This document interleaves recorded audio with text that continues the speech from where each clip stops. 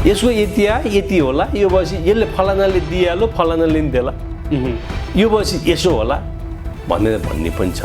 जसले मलाई नजिकबाट चिनेको छ, जसले मेरो पुँजी बजारप्रतिको मेरो झुकाव र सादगीपन, पुँजी बजारप्रति मैले गरेका कार्यहरूलाई नजिकबाट बुझेको छ र मसँग फेस टु फेस वार्ता गरेको छ।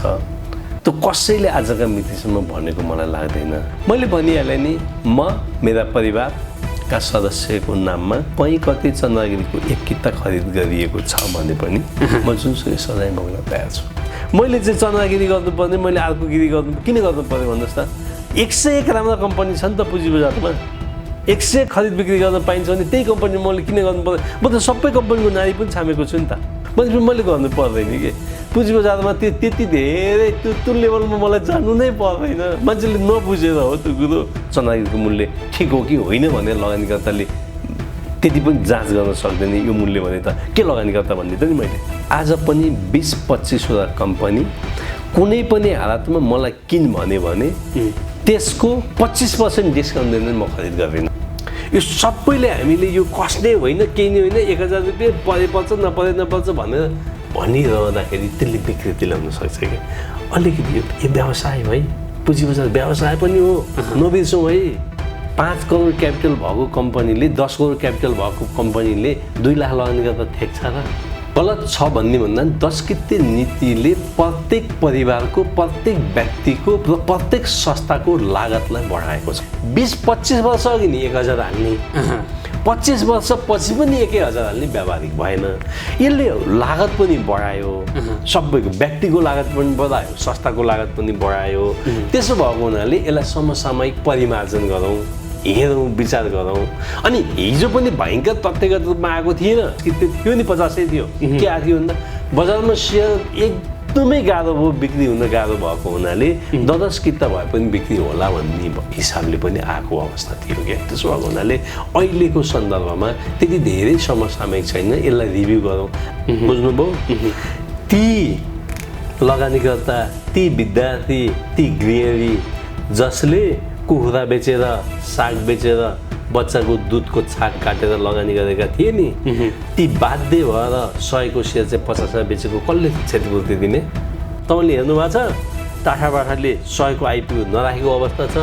ती निर्दोष जनताले, ती कम बुझेका जनताले, कम बुझेका विद्यार्थीले 100 रुपियाँ हालेको अवस्था छ। एउटा गृहिणी कति दुःख गरेर उनले साग बेचेर, दुध बेचेर 10,000 कमाएकी थिइन्, बचत गरेकी थिइन्। त्यो एउटा कम्पनीमा हालिन् 100 रुपियाँ राखेर, अनि तिनले 60 रुपियाँ बेचेर सामा पनि गुमाइन्। कति कम्पनी त बेवारिसी भएर गए, भन्नु पर्दैन? त्यता पनि हेर्नु पर्दैन? हामी त सेयर, हामीलाई त सबैलाई के भइरहेछ भन्दाखेरि सेयर आइपिओ भन्ने यस्तो चिज हो जुन जहाँ जसरी फालिदिए पनि त्यो बढाएर उम्रेर ठुलो रुख हुन्छ र भयङ्कर राम्रो छारिदिन्छ र जीवनै त्यसैले प्रोटेक्ट गर्छ। बिजनेस टेलिभिजन र अर्थसरोकार.com मार्फत हामीलाई हेरिरहनुभएका दर्शक र देशका विभिन्न रेडियो स्टेसनहरू मार्फत हामीलाई सुनिरहनुभएका आदरणीय श्रोता, मार्केट टकको यो नयाँ श्रृङ्खलामा तपाईँलाई स्वागत छ। म सुरज प्याकुरेल। दर्शकहरू, आजको अङ्कमा हामी इन्भेस्टर्स फोरमका पूर्व अध्यक्ष समेत रहनुभएका र हाल नेपाल उद्योग वाणिज्य महासङ्घ अन्तर्गत नेपाल पुँजी बजार फोरमका सभापति रहनुभएका अम्बिका पौडेलसँग खास संवाद गर्दैछौँ। विशेष गरी नेपालको पुँजी बजारको पछिल्लो अवस्था, उहाँको यो फोरमले नेपालको पुँजी बजारको समृद्धिका खातिर गर्न खोजिरहेको काम र पछिल्लो समय आएको प्यानिक सेल लगायतका विविध विषयमा चर्चा, परिचर्चा र बहस गर्छौँ। आउनुहोस् अम्बिका पौडेललाई हाम्रो कार्यक्रममा स्वागत गरौँ। अम्बिकाजी, स्वागत छ कार्यक्रममा। धन्यवाद। विशेष गरी नेपालको पुँजी बजारमा वा पछिल्लो समय धेरै पहिलादेखि पनि हुँदै आए गरेको थियो भन्ने खालका कुराहरू पनि छन्। पछिल्लो समय चाहिँ अलि बढी भित्री कारोबार भयो, इन्साइडर ट्रेडिङ भयो भन्ने खालका आरोपहरू पनि छन्। केही कम्पनीहरूमाथि धितोपत्र बोर्डले छानबिन पनि सुरु गरिसकेका छ। तपाईँले नेपाल पुँजी बजार फोरमको सभापति वा इन्भेस्टर्स फोरमको पूर्व अध्यक्ष भएर र तपाईँ पनि कुनै कम्पनीको सञ्चालक छु भन्ने नबिर्सिकन बताइदिनुहोस् कि इन्साइडर ट्रेडिङ भएको हो, भएको छ वा छैन, वा कहाँनिर खेल भएको छ? अब तपाईँले यो एकदम क्रिटिकल क्वेसन हो। इन्साइडर ट्रेडिङ भएकै छैन भनेर अब भन्न सक्ने अवस्था केही दृष्टान्तहरूले तपाईँले उठाउन खोजेकै दृष्टान्तले दिइसकेको छ। यो मान्छे सस्ता परक हुँदो पनि रहेछ र यस्ता किसिमका घटनाहरू पुँजी बजारमा गराउनुहुन्न भएकोमा एकदमै इन्भेस्टिगेसन हुनुपर्छ, छानबिन हुनुपर्छ र कानुनी दायरामा ल्याउनुपर्छ। जहाँसम्म अहिले पछिल्लो अर्को चाहिँ अनुमानको भरमा इन्साइडर ट्रेडिङ गर्ने प्रवृत्ति पनि बढिरहेछ पुँजी बजारमा। त्यो भनेको चाहिँ कस्तो? अनुमानको भरमा भन्दा यसको यति होला, यो भएपछि यसले फलानाले दिइहाल्यो, फलानाले नि देला, यो भएपछि यसो होला भन्ने पनि छ। त्यो त एक्ज्याक्ट सूचना भएन, यहाँ त एक्ज्याक्ट सूचनाकै खेल हुन्छ भन्ने चाहिँ। एक्ज्याक्ट तथ्यपरक हिसाबले इन्साइडर ट्रेडिङ कहीँ कतैबाट हुन्छ भने सञ्चालक समिति व्यवस्थापनबाट हुन्छ भने उनीहरू कारबाहीको दायरामा आउनुपर्छ, कारबाही हुनुपर्छ भन्ने मेरो स्पष्ट धारणा छ। पुँजी बजारमा त्यो किसिमको हरकत चाहिँ गर्न पाइँदैन। जस्तो पछिल्लो समय विशेष गरी सेयर लगानीमा भनौँ न पुख्त भएका वा सेयर बजारमा खेल्नेहरू नै अलिक बढी चाहिँ सञ्चालकका रूपमा विभिन्न कम्पनीहरूमा उपस्थित भएको देखिन्छ होइन। त्यसो गर्दाखेरि त उनीहरूको इन्ट्रेस्ट नै सेयरमा भएको हुनाले चाहिँ अलिक बढी इन्साइडर ट्रेडिङ भयो भन्ने खालको शङ्का त जायज हो नि, होइन र? मैले भने नि संस्थाको व्यक्तिको इथिक्स मोरलमा पनि डिपेन्ड हुने कुरो हो। यो चाहिँ हुनुपर्छ र स्वाभाविक रूपमा जसले चाहिँ पुँजी बजारमा चाहना राख्छ, जसले सेयर खरिद बिक्री गर्छ उनी डाइरेक्टर हुने भयो नि। हामीले कि स्वतन्त्र डाइरेक्टरको त्यो सेयर खरिद गरेका स्वतन्त्र डाइरेक्टर जस्तो भन्नु पर्यो, तपाईँहरू पाउनुहुन्न भन्नु पर्यो। पाइसकेपछि उनीहरूले सेयर खरिद बिक्री गरिसकेपछि जाने भयो। यसको लागि हामीले गर्न सकिन्छ, एउटा नियम पनि हामीले ल्याउनु पर्यो।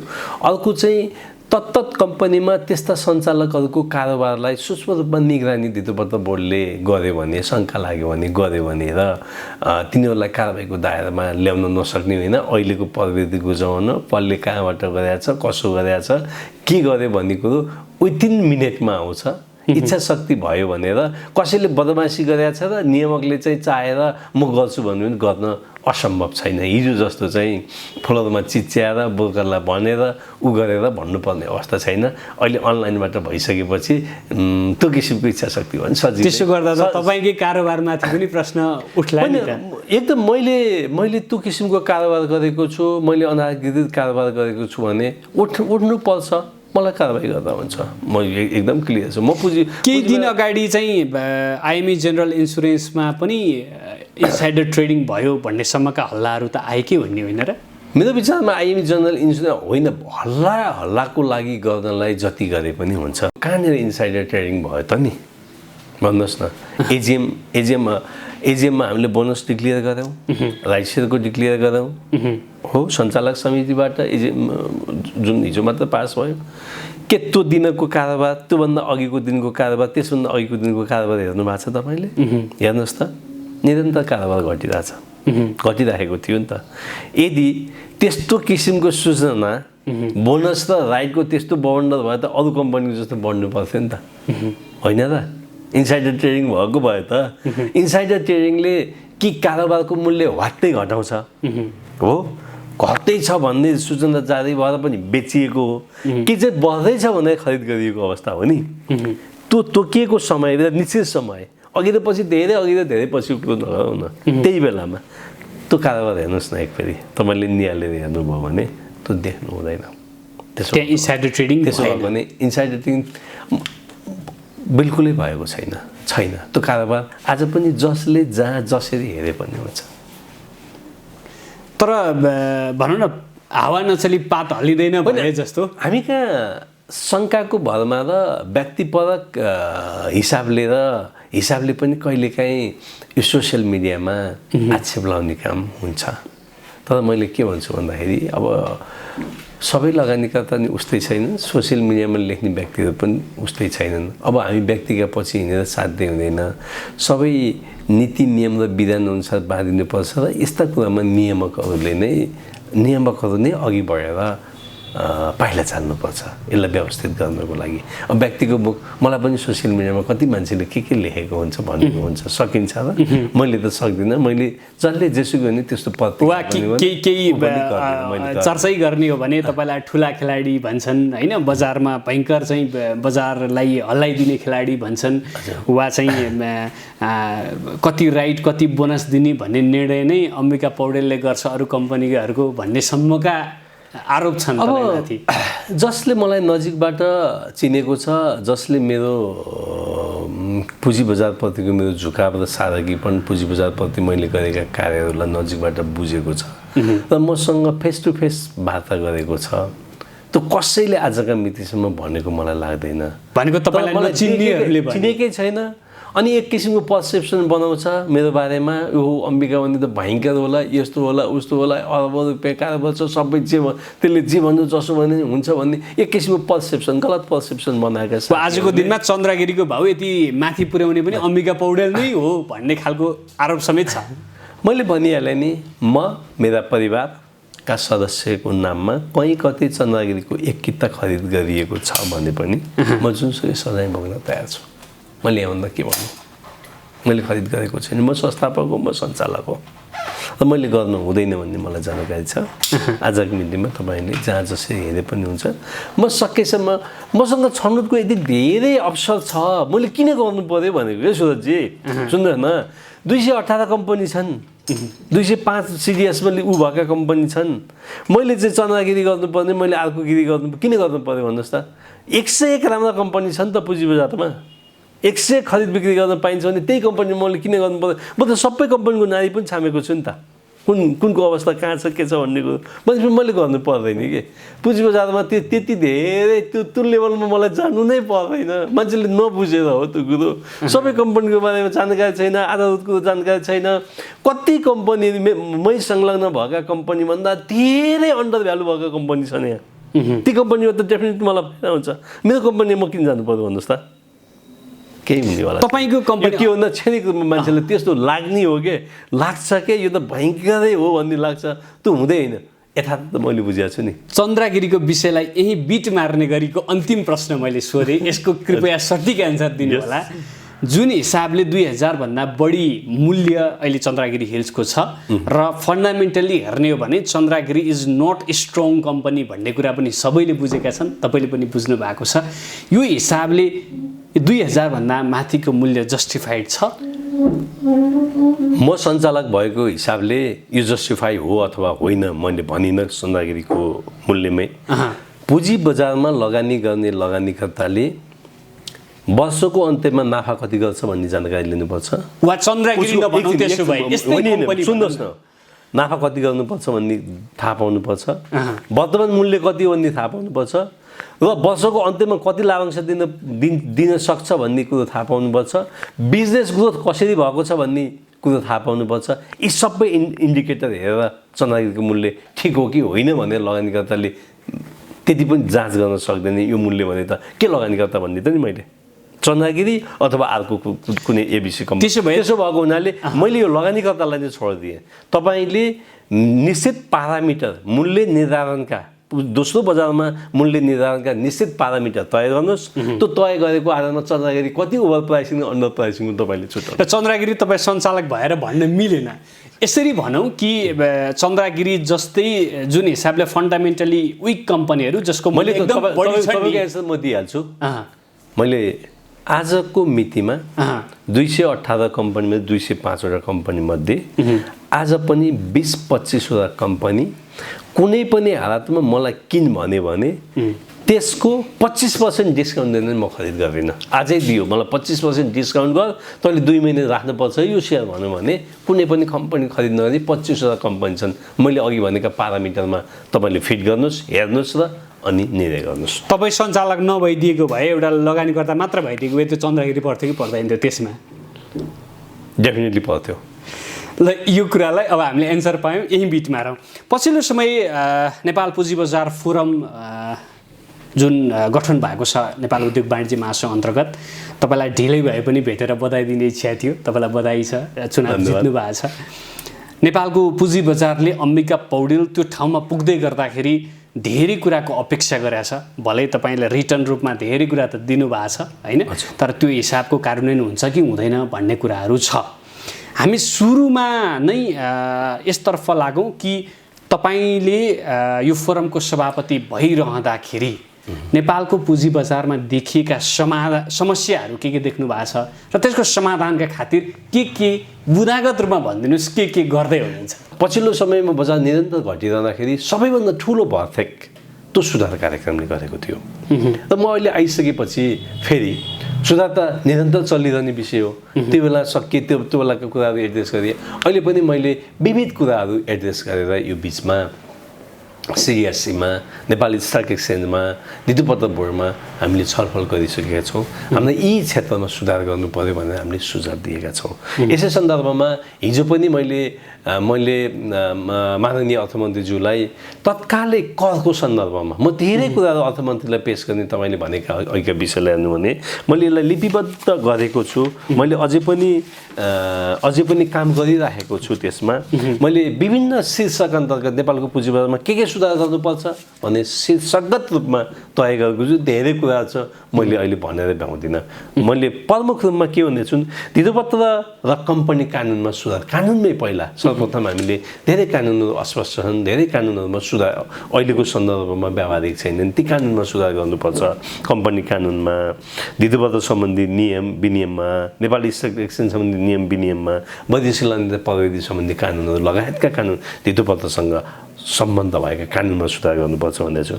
अनि करको दरमा सुधार हुनुपर्छ। मैले हिजो भने लगानीकर्ताले लामो समयदेखि यो 5% दुविधा छ, यसलाई चाहिँ कहाँनिर राख्ने भन्दाखेरि यसलाई निश्चित ठाउँमा राखिदिनु है भनेर भनेको छ। यो किन भन्दा दफा 92मा अन्तिम कर हुने शीर्षकमा राखिदिनु भनेको छ। दीर्घकालीन लगानीकर्ताको कुरा र अल्पकालीन लगानीकर्ताको लागि फरक गर भनेको छ। अलिकति यो नबुझेका र साना लगानीकर्ता पोर्टे गर्ने म्युचुअल फन्डमा जे भए पनि व्यावसायिक व्यक्तिहरू माझी छन् के त्यहाँ, कोही कस्ता होलान् कसो होलान् त्यो मन माझी छन्। ती माझीको संरक्षक भएको ठाउँमा दिएकोमा अलिकति हेल्प हुन्छ कि त्यसलाई पनि हेर्नुहोस् भने ती कुराहरू दिएको छ। लगायतका आयकर कर कानुन सम्बन्धी धेरै कुराहरूमा पनि हामीले दिएको अवस्था छ। यसले नीतिगत सुधारहरूमा पनि धेरै कुराहरू छन्। नीतिगत नेप्सेमा सरकारी स्वामित्व छ, नेप्सेले सिडिएस सञ्चालन गरेको छ, अरू कुराहरू आउनु पाएको छैन। नीतिगत क्षेत्रमा गर्नुपर्ने मैले करिब 15-18 सुझाव बनाएको छु। त्यसले बजारलाई अझ बढी तरल बनाउन र बजारको कस्ट इन्भेस्टरको लागत घटाउनको लागि के कुराहरू गर्नुपर्छ ती विषयमा पनि हामीले छलफल गरेका छौँ। अनि कारोबार व्यवस्थापन उपकरण पूर्वाधारमा के गर्नुपर्छ भन्ने विषय, त्यसरी सूचना र प्रविधिका विषय, वैदेशिक संस्थागत लगानी कसरी भित्राउने भन्ने विषय, पहुँच र विस्तार र वित्तीय साक्षरताका कुराहरू र सूचीकृत जलविद्युत कम्पनीमा अलिकति समस्या छ, यिनीहरूमा के कुराहरू डिस्क्लोज गरौँ भन्ने विविध विषयमा करिब 100 बुँदा चाहिँ मैले रेडी बनाएको छु विभिन्न निकाय। यो चाहिँ म छिट्टै अर्थ मन्त्रालयमा बुझाउने छु। यहाँनिर अर्को एउटा विषय जुन नेपालको पुँजी बजारमा पछिल्लो समय एकदम टक अफ द टाउन भएको छ, विशेष गरी यो 10 कित्ते नीतिलाई परिमार्जन गरेर अब न्यूनतम 50 कित्ता पाउने गरिबहरूलाई सेयर भर्न नदिने गरी नियम ल्याइँदैछ र त्यसको सपोर्टमा तपाईँ वा तपाईँ जस्ता मान्छेहरू छन् भन्ने गाईगुई हामीले सुनेका छौँ। के हो सुरजी? विशुद्ध रूपमा मैले अघि नै भने पुँजी बजार बुझेका मान्छेमा, जानेका मान्छेमा पुँजी बजारको पहुँच पुग्योस् भन्ने हो। पुँजी बजारको त्यो किसिमको जागरण आओस्, सङ्ख्यात्मक रूपले बढाएर मात्रै पुँजी बजारमा गुणात्मक किसिमले र चेतनाको हिसाबले पुँजी बजारलाई त्यसरी लगिएन भने विगतमा बङ्गलादेशमा, चाइनामा र धेरै ठाउँमा जुन दुर्गति सर्वसाधारण लगानीकर्ताले बिहोरेका थिए त्यही दुर्गति बिहोर्न नपरोस् भन्ने एउटा कारण हो। यो धेरै म्यासिभ बनाउने भन्ने विषयमा जहाँ पनि जस्तो पनि यो फरक प्रकृतिको व्यवसाय हो कि यो मान्छेलाई कस्तो बुझाउन सकिएन भन्दा पुँजी बजारमा लगानी गर्ने बित्तिकै फाइदा हुन्छ भन्ने होइन है। भनेको सुरुमा पहिला हामी एउटा कुरामा स्पष्ट हौँ कि 10 कित्ते नीति गलत छ नै भन्ने हो तपाईँको? गलत छ भन्ने भन्दा 10 कित्ते नीतिले प्रत्येक परिवारको, प्रत्येक व्यक्तिको र प्रत्येक संस्थाको लागतलाई बढाएको छ। कसरी? कसरी बढाएको छ भन्दा तपाईँले 10 किता एप्लाई गर्न पर्यो 10 कितामा 10% डिभिडेन्ड आयो भने कति आउँछ डिभिडेन्ड भन्नुहोस् त 10 रुपैयाँ हो त्यसको ट्रान्सफर गर्नु पर्यो अनि तपाईँले अहिले हेर्नुभयो भने हामीसँग 18 लाख लगानीकर्ता अस्ति बिचमा देखिनुभयो भनेपछि मैले एउटा विद्यार्थीले उसको आमाको भरेको छ बुवाको भरेको छ आफ्नो भरेको छ दिदीको भरेको छ भाइको छ 5 लाख किन टाइम गर्नु पर्यो 5वटा ठाउँमा एउटै भरे भइहाल्यो नि त एउटा भरे भयो नि अहिले पनि 18 लाख लगानीकर्ता मध्ये 18 लाखले पाएको छ र अहिले पनि कमले पाएको छ नि त तर 5 जनाले भर्दा एउटाले पाउनु जुन संयोग हुन्छ उस्तै कुरो त्यो नपरेको मात्र उसको उसले के हेरेन भन्दाखेरि यसले संस्थाको कस्ट पनि बढाएको छ हेर्नुहोस् अब चाहिँ चन्द्रगिरी जस्ता थोरै ल्यायो नि त्यस्तोको कस्ट कसरी हत्ता बढाएको छ थाहा छ अपरेटिङ कस्ट कसरी किन भन्दाखेरि त्यो सेयर निष्कासन गर्दा कति व्यक्तिले लगानी गरे त्यसको आधारमा निष्कासन कर्तालाई पैसा तिर्दा पछि बाँडफाँड गर्दा उनीहरूलाई सबै पत्रचार गर्दा अनि एजिएम कन्डक्ट गर्दा यी यावत कुरामा सानसानो कम्पनीलाई त घाँडो पो भइसकेको छ त यो त लाख यो एउटा चाहिँ 5 करोड क्यापिटल भएको कम्पनीले 10 करोड क्यापिटल भएको कम्पनीले 2 लाख लगानी गर्दा ठेक्छ र मैले भन्न खोजेको के भन्दाखेरि यो 10 किते यो सर्वसाधारणलाई नदिउँ भने होइन कि दिउँ मैले म फेरि प्रोराटा बेसिसको मामलामा नि म गएको छैन तर यो हिजो हामीले धेरै अघिसँग यो 10 किताको यो धेरै वर्ष पहिले 20औं वर्ष अघि पनि 1000 राख्ने थियो अहिलेको मोनिटरी भ्यालु हेर्नुहोस् न टाइम भ्यालु हेर्नुहोस् न त्यसको तर यो त्यो हिसाबले गर्दाखेरि पनि 20-25 वर्ष अघि नि 1000 हाल्ने 25 वर्ष पछि पनि 1000 हाल्ने व्यावहारिक भएन यसले लागत पनि बढायो सबैको व्यक्तिको लागत पनि बढायो संस्थाको लागत पनि बढायो त्यसो भएको हुनाले यसलाई समसामयिक परिमार्जन गरौँ हेरौँ विचार गरौँ अनि हिजो पनि भयङ्कर तथ्यगत रूपमा आएको थिएन तपाईँले हिजोको आजभन्दा अघि पनि 50 किते थियो नि 50 थियो के आएको थियो भन्दा बजारमा सेयर एकदमै गाह्रो भयो बिक्री हुन गाह्रो भएको हुनाले 10 किता भए पनि बिक्री होला भन्ने हिसाबले पनि आएको अवस्था थियो क्या त्यसो भएको हुनाले अहिलेको सन्दर्भमा त्यति धेरै समसामयिक छैन यसलाई रिभ्यू गरौँ हामी सधैँ एउटै कुरामा लिएर हिँड्न हुन्न हामीले जहिले पनि लगानीकर्ताले लागत हेर्नुपर्छ क्या त्यो लागत हेर्दाखेरि पनि फिजिबल देखिएन भने तर तर्क यो पनि हुनसक्छ नि एउटा 10 किता हुँदै गर्दाखेरि एउटा भर्खर +2 पढेको विद्यार्थीले खाजाको पैसा बचाएर पनि 1000 रुपैयाँको आइपिओ भरेको छ एउटा चाहिँ विकट ठाउँमा बसेको मान्छे जोसँग 1000-2000 पाउन पनि मुस्किल छ उसले पनि सेयर भरेको छ बजारमा जनचेतना फैलिएको छ तपाईहरुले मात्रै कमाउनु त ठीक भयो रे सर यही तपाईं जस्तो व्यक्तिले नि गलत बुझ्नुभयो तपाईले एउटा बुझाइदिनुस् न त सही के हो गलत हिजोका दिनमा आजभन्दा 1 वर्ष अघि 32 वटा हाइड्रो पावर मध्ये 18 वटा हाइड्रो पावरको मूल्य 100 भन्दा बढी थियो 5 वर्ष 7 वर्ष अघि लगानी गर्ने लगानीकर्ताको बुझ्नुभयो ती लगानीकर्ता ती विद्यार्थी ती गृहिणी जसले कुखुरा बेचेर साग बेचेर बच्चाको दुधको छाक काटेर लगानी गरेका थिए नि ती बाध्य भएर 100 को सेयर चाहिँ 50 मा बेचेको कसले क्षतिपूर्ति दिने भन्नुस् त लस खाएका थिएनन् हामीले साथसाथै यो 10 कित दिएर भयङ्करै फाइदा त हामी बुलिस किन भइराखेका छौँ यति धेरै आइपिओ भनेको सधैँ 100 को आइपिओ 5000 हो भन्ने हो र त्यसो भए त म पनि दिने नै भन्छु दिउँ समय किसी बाँड्नु सबै धनी हुने कुरो रहेछ भन्ने त होइन है कहिलेकाहीँ यो भयङ्कर प्रत्युत्पादक भएको छ प्रत्युत्पादक हुन्छ र त्यो पनि टाठाबाठालाई हुन्न फेरि धेरै पटक तपाईँले हेर्नुभएको छ टाठाबाठाले 100 को आइपिओ नराखेको अवस्था छ ती निर्दोष जनताले ती कम बुझेका जनताले कम बुझेका विद्यार्थीले 100 रुपैयाँ हालेको अवस्था छ र उनीहरू नोक्सानमा 50 रुपैयाँमा 42 रुपैयाँमा 36 रुपैयाँ बेचेको अवस्था छ त्यसको कम्पेन्सेसन कसले दिने होला नि फेरि त्यो चेतना बढाउने कि उनीहरूलाई रोक्ने हो एक्ज्याक्टली मैले यहाँ भनेको के भन्दाखेरि अलिकति लागत पर्यो भने मान्छे अलि विवेकी हुन्छ क्या यो सबैले हामीले यो कस्ने होइन केही नै होइन 1000 रुपैयाँ परेपर्छ नपर्छ भनेर भनिरहँदाखेरि त्यसले विकृति ल्याउन सक्छ क्या अलिकति यो व्यवसाय है पुँजी बजार व्यवसाय पनि हो नबिर्सौँ है तर व्यवसायमा नाफा र नोक्सानी उस्तै हुन्छ। त्यसो भएको हुनाले मैले के भनेको भन्दा हो यो चेतनाको सङ्ख्या पनि बढ्छ।